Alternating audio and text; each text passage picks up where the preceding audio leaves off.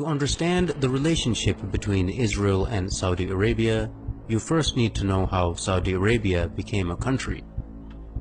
Exactly 100 years ago is a good place to begin a brief analysis of this region, for it was in 1916 that the British and French, along with Russian backing, signed the Sykes-Picot Agreement during World War I.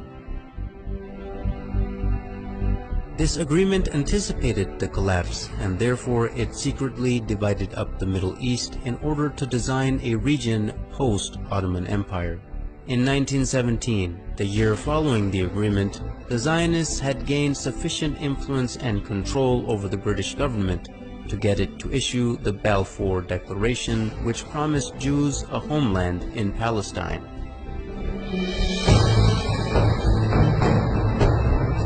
Even though the population of Palestine was at the time 85% Arab and only 7% Jewish.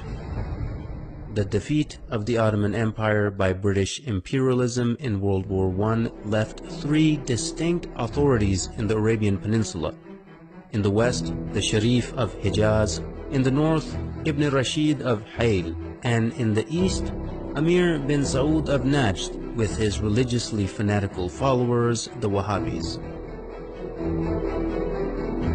Britain got the most help from the Sharif of Hijaz, who led the Arab revolt against the Ottomans and helped the British defeat them. In return for his support, the British had agreed and promised him the establishment of a single Arabian country from Gaza to the Persian Gulf. After the war, however, Britain did not keep its promises. Instead, it drew up the Sykes-Picot Agreement and issued the Balfour Declaration. The Sharif was discontent with this betrayal and told the British that he would never sell out Palestine to the Empire's Balfour Declaration. He would never allow the establishment of a Zionist state in Palestine or accept the new random borders drawn across Arabia by British and French imperialists. At this point, T.E. Lawrence, famously known as Lawrence of Arabia, was dispatched to bribe the Sharif and buy his support.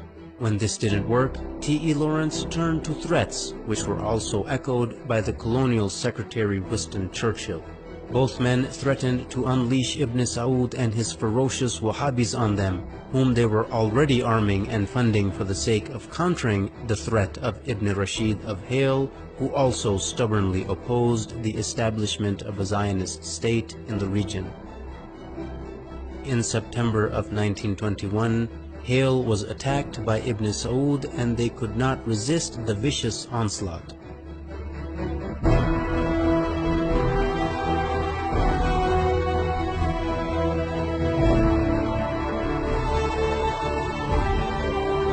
They officially surrendered in November of 1921. Hayl had dissolved into a colony of the Sultanate of Najd. By March 1924, the British realized that Sharif Hussein would not back down, so they unleashed Ibn Saud and his armies on the Hijazi territory as well. Within weeks, the forces of Ibn Saud and his Wahhabi followers began to administer what the British Foreign Secretary Lord Curzon called the final kick to Sharif Hussein and ruthlessly attacked Hijazi territory. By September 1924, Ibn Saud had overrun Ta'if, the summer capital of the Sharif. In mid-October 1924, Ibn Saud captured Mecca, the holiest place in Islam. After losing Mecca, the Sharif had to flee and lose his entire territory to Ibn Saud, ancestor of the current Saudi lineage. In January 1925, Ibn Saud had begun his siege of Jeddah, and the city finally surrendered in December 1925, bringing an end to over 1,000 years of caliphate rule which had begun after the demise of Prophet Muhammad. In February 1926, the new unified Wahhabi state was rebranded by the empire in 1932 as the Kingdom of Saudi Arabia. As you can see right from the start, the man who, as a matter of principle, opposed a Zionist state in Palestine was kicked out of his own land, yet the man who was willing to allow a Zionist state to be created was paid off handsomely and given an entire new country to exploit and dominate.